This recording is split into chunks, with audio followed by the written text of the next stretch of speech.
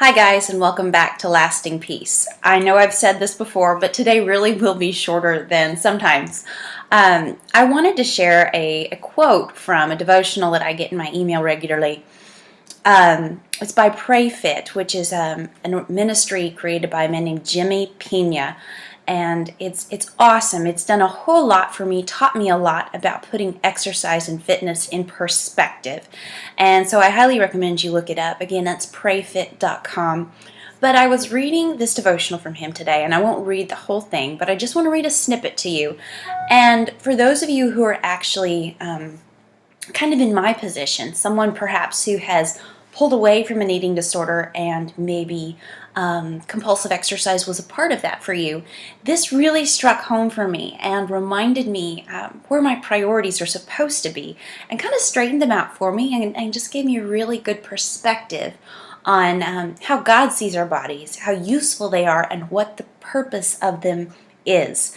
So I'll just read this to you and let you meditate on it a little bit, and then I will see you next week.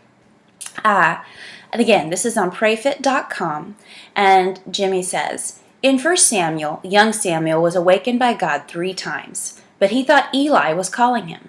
And as we learned from the text, when Eli finally understood what was happening, he instructed Samuel to answer God with, "Yes, Lord, your servant is listening." It makes me wonder, says Jimmy, could we already be as fit as necessary to accomplish God's will for our lives, but so focused on being as fit as possible that we miss it?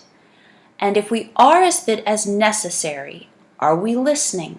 Are we really listening? And then he goes on and just makes an interesting point here that Samuel's name, means the Lord hears.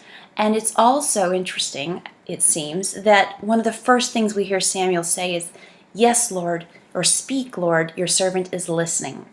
So if you are someone who struggles with fitness and exercise and its role in our lives, and I would argue that the majority of Americans do, I wonder, are we as fit as necessary to accomplish what God wants to do in our lives? And if so, are we listening for what that is? Or are we still so focused on becoming as fit as possible that we're missing the point of our lives? Thank you so much, and I'll see you next week.